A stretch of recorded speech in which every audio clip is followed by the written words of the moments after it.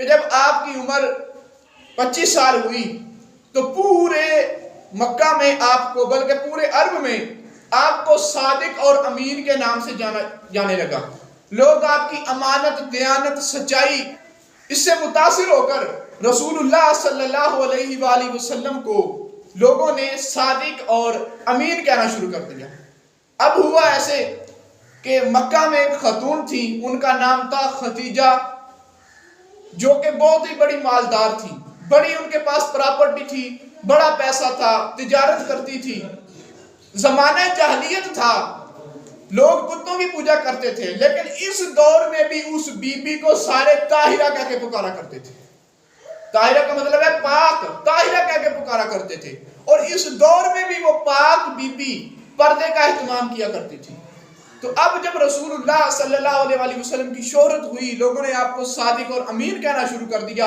اور ہر طرف آپ کی شہرت کے ڈنکے بجنے لگے کہ مکے کا نوجوان ہے، عبد المطلب کا پوتا ہے، لیکن جب بولتا ہے تو منہ سے سچائی ہی نکلتی ہے، جب بات کرتا ہے تو سچی بات کرتا ہے، کسی کے ساتھ اگر وعدہ کرتا ہے تو وعدہ خلافی نہیں کرتا، مظلوموں کا حق دیتا ہے، غریب ہیں جو نادار ہیں ان کی فریاد رسی کرتا ہے. جب آپ کی شہرت ہوئی تو بی بی ختیجہ رضی اللہ تعالی عنہا آپ کو بھی تلاش تھی کہ کوئی ایسا شخص ہو جو میری تجارت ایمانداری کے ساتھ کرے. تو جناب ابو طالب نے بھی رسول اللہ صلی اللہ علیہ وسلم کو اپنے ساتھ تجارت میں لے کے جانا شروع کر دیا، تجارت کے معاملات سرکار کے سپرد کر دیے. تو اب ہوا یہ کہ سیدہ خدیجہ الکبریٰ رضی اللہ تعالی عنہا نے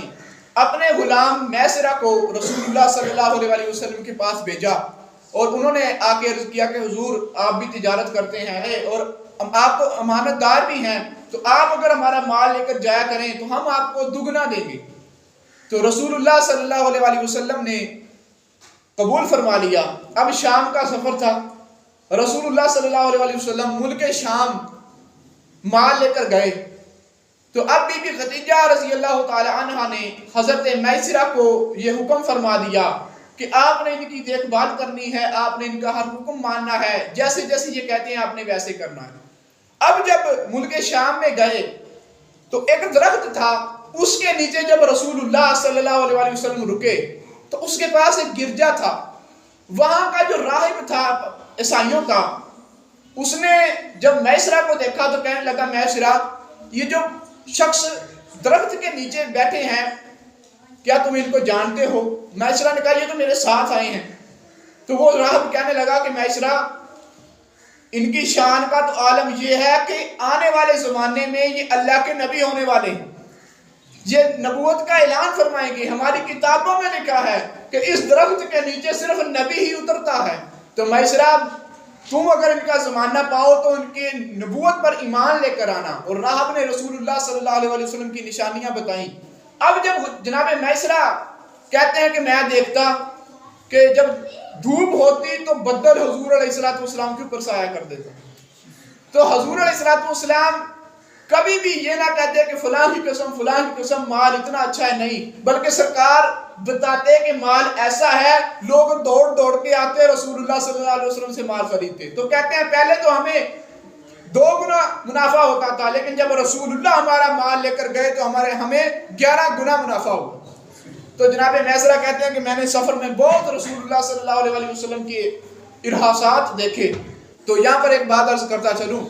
نبی سے اعلان نبوت کرنے سے پہلے خلاف عقل اگر کوئی بات کا ظہور ہو تو اسے ارحاس کہتے ہیں، اور اگر اعلان نبوت کے بعد نبی سے خلاف عادت کسی بات کا ظہور ہو تو اسے معجزہ کہتے ہیں. تو اب جناب میسرہ کہتے ہیں کہ جب ہم واپس آئے تو بی بی ختیجہ الکبریٰ رضی اللہ تعالیٰ عنہا اپنے گھر کی چھت کے اوپر بیٹھی دیکھ رہی ہیں کہ دھوپ ہے، رسول اللہ صلی اللہ علیہ وسلم پر 2 فرشتوں نے سایہ کیا ہوا. تو اب جب یہ دیکھا تو ان کو بھی پتا چل گیا کہ ان کو اللہ پاک نے کچھ مقام دیا ہے. اب جب جناب میسرہ آئے تو رسول اللہ صلی اللہ علیہ وسلم کی ساری باتیں جناب میسرہ نے بتائی کہ ملکہ ایسا ایسا ہوا، ہمیں تو بڑا منافع ہوا، یہ تو ہمیں بڑے فائدے میں ہے یہ شخص. تو بی بی صاحبہ نے میسرہ سے کہا کہ میں نے اپنے گھر کی چھت کے اوپر دیکھا ہے بیٹھ کے کہ ان کے اوپر فرشتوں نے سایہ کیا ہوا تھا. تو معاشرہ کہنے لگے آپ نے تو یہ دیکھا، میں پتہ نہیں کی دیکھا، میں تو سفر میں اتنا ہی دیکھتا ہوں، فرشتے سایہ کر دیتے ہیں، دھوپ ہوتی ہے، بادل آ جاتا ہے، جہاں جاتے ہیں لوگ ان کے پیچھے پیچھے جاتے ہیں۔ تو اب حضرت خدیجہ رضی اللہ تعالی عنہ آپ کو عرب کے بڑے بڑے تاجر، بادشاہ، رئیس پیغام نکاح بھیج چکے تھے، لیکن آپ نے کسی سے نکاح کی جو ہے وہ خواہش ظاہر نہیں کی، لیکن رسول اللہ صلی اللہ علیہ وسلم کو خود پھر آپ نے نکاح کا پیغام بھیجا۔ تو آپ نے پھر قبول فرما لیا کہ میں اپنے چاچاؤں سے مشورہ کروں گا، پھر اپنے چاچاؤں سے اور بڑے بزرگ جو تھے قبیلے کے، ان سے مشورہ کیا، تو الغرض آپ کی شادی طے پا گئی۔ تو پھر رسول اللہ صلی اللہ علیہ وسلم کی جو شادی ہوئی تو اس کا خطبہ جناب ابو طالب نے پڑھا، الغرض شادی ہو گئی۔ اب جب رسول اللہ صلی اللہ علیہ وسلم کی حضرت خدیجہ کے ساتھ شادی ہو گئی تو حضرت خدیجہ رضی اللہ تعالی عنہ آپ کے پاس بڑا مال تھا، بڑی رئیس تھی، بڑی دولت تھی آپ کے پاس، سارا مال رسول اللہ کے قدموں پہ نثار کر دیا، مسکینوں میں، غریبوں میں، فقیروں میں تقسیم کر دیا اور رسول اللہ کی غلامی میں آ گئی۔ تو پھر جب شعیب ابو طالب گھاٹی میں 3 سال گزارے تو آپ مالدار تھی، ملکہ تھی، لیکن ادھر آپ نے فاقہ رسول اللہ صلی اللہ علیہ وسلم کے ساتھ گزارا ہے۔ حالانکہ عورتیں چلی جاتی ہیں لیکن اس وقت بھی آپ نے رسول اللہ صلی اللہ علیہ وسلم کا ساتھ نہیں چھوڑا۔ تو اسی لیے تو فرمایا نا رسول اللہ صلی اللہ علیہ وسلم کے فرمان کا مفہوم کہ جب لوگوں نے مجھے جھٹلایا اس وقت بھی خدیجہ نے میرا ساتھ دیا۔ تو پھر حضرت خدیجہ رضی اللہ تعالیٰ عنہ وہ پہلی خاتون ہے اسلام کی کہ جنہوں نے اپنا سب کچھ چھوڑ کے رسول اللہ کے قدموں پہ نثار کر دیا۔ مردوں میں ابو بکر صدیق پہلے ہیں کہ بہت بڑے تاجر ہونے کے باوجود رسول اللہ کی بارگاہ میں آ گئے۔ حضرت بلال حبشی غلاموں میں پہلے ہیں جو رسول اللہ کی بارگاہ میں آ گئے۔ حضرت زید بن حارثہ وہ آزاد کردہ غلاموں میں پہلے ہیں جنہوں نے سب کچھ چھوڑ کے رسول اللہ کی بارگاہ میں آ کے یہ پیغام دیا کہ کیا پیش کرے جانا، کیا چیز ہماری ہے، کیا پیش کرے جانا، کیا چیز ہماری ہے، یہ دل بھی تمہارا ہے، یہ جاں بھی تمہاری ہے، یہ دل بھی تمہارا ہے، یہ جاں بھی تمہاری ہے۔ تو آپ کے بہت سارے فضائل ہیں، تو ان فضائل میں سے چند آپ کی گوش گزار کرتا ہوں۔ تو جب تک حضرت خدیجہ الکبریٰ رضی اللہ تعالی عنہا رسول اللہ صلی اللہ علیہ وسلم کے نکاح میں رہی، حضور علیہ السلام نے دوسری شادی نہیں کی، آپ دوسری شادی نہیں کی۔ اور جب آپ کا وصال ہو گیا تو پھر حضرت اماں خدیجہ رضی اللہ تعالیٰ عنہ کے وصال کے بعد بی بی عائشہ صدیقہ رضی اللہ تعالیٰ عنہ فرماتی ہیں کہ جب رسول اللہ صلی اللہ علیہ وسلم کبھی کوئی بکری ذبح کرتے، صحیح بخاری کی 3816 نمبر حدیث ہے، فرماتے ہیں وَإِنْ كَانَ لَيَذْبَحُ شَاةً فَيُهْدِي فِي خَلَائِدِهَا کہ جب کبھی سرکار علیہ السلام بکری ذبح کرتے، گوشت پکاتے تو اس کا جو گوشت ہے وہ حضرت خدیجہ رضی اللہ تعالی عنہ کی سہیلیوں کو بھیجتے، حضور ان کی یاد میں کہ یہ ان کی سہیلیاں ہیں، یہ ان کو بھیجتے۔ تو اس حدیث سے ایک اور بات ثابت ہوئی، ہمارا عقیدہ بھی ثابت ہو گیا کہ جب بندہ دنیا تو چلا جاوے تو او دے نالیاں دیگاں پکا کے غریباں نوں ونڈنیاں شرک تے بدعت نہیں بلکہ رسول اللہ کی سنت ہے۔ صحیح بخاری کی 3815 نمبر حدیث ہے، اور پھر مسلم کی 6271 نمبر حدیث ہے۔ فرماتے ہیں کہ رسول اللہ صلی اللہ علیہ وسلم نے ارشاد فرمایا یقول خیر نسائها مریم و خیر نسائها خدیجہ، رسول اللہ صلی اللہ علیہ وسلم نے ارشاد فرمایا اپنے زمانے کی عورتوں کی سردار بی بی مریم تھی عیسیٰ علیہ السلام کی والدہ، لیکن اب قیامت تک کی عورتوں کی سردار، قیامت تک کی عورتوں سے افضل میری بی بی خدیجہ الکبریٰ۔ صحیح مسلم کی 6273 نمبر حدیث،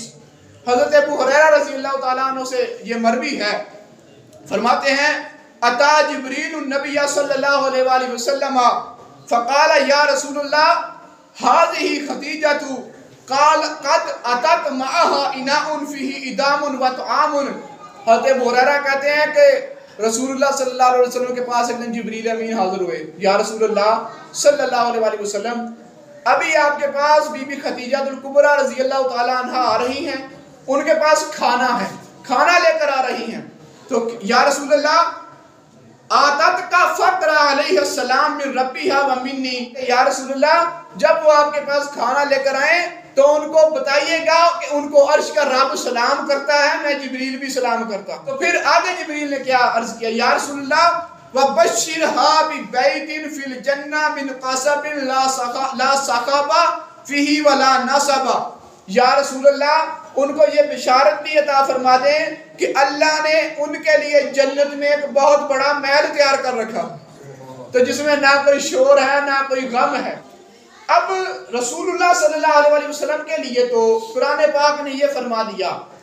کہ ما کان محمد ابا احد من رجالکم ولکن رسول اللہ و خاتم النبیین وکان اللہ بکل شیء علیما، کہ یہ مردوں میں سے کسی کے بھی باپ نہیں ہیں، یہ مردوں میں سے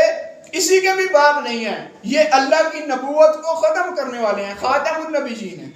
تو اب امتی تو یہ چاہتا ہے، ہر بندہ تو یہ چاہتا ہے کہ میرا کسی نہ کسی طریقے سے رسول اللہ صلی اللہ علیہ وسلم کے ساتھ ریلیشن قائم رہے، نسبت قائم رہے. امتی ہونا ہی بہت بڑی نسبت ہے، لیکن یہ چاہتا ہے کہ میرا سرکار کے ساتھ کوئی تعلق قائم رہے. اب پھر رب نے قرآن میں دوسری جگہ فرما دیا النبی اولا بالمؤمنین من انفسہم وازواجہ امہاتہم، کہ میرا نبی تو مومنوں کی جانوں سے زیادہ بھی ان کے قریب ہے، اور میرے نبی کی جو بیویاں ہیں یہ سارے مومنین کی مائیں ہیں، سارے مومنین کی مائیں ہیں. اب یہ بہت بڑا تعلق قرآن نے قائم فرما دیا کہ بندہ کہتا ہے میری ماں ہے، تو یہ رب نے پھر ماں بتا دیا. قیامت تک آنے والے جتنے بھی مومنین ہیں وہ یہ کہے گا کہ میرا نبی کے ساتھ بڑا گہرا رشتہ ہے. پہلا رشتہ تو یہ ہے کہ میں نبی پاک علیہ السلام کا امتی ہوں، دوسرا رشتہ یہ ہے کہ سرکار کی گھر والی میری ماں ہے. تو یہ قرآن نے اتنا بڑا اعزاز جو ہے یہ اس امت کو عطا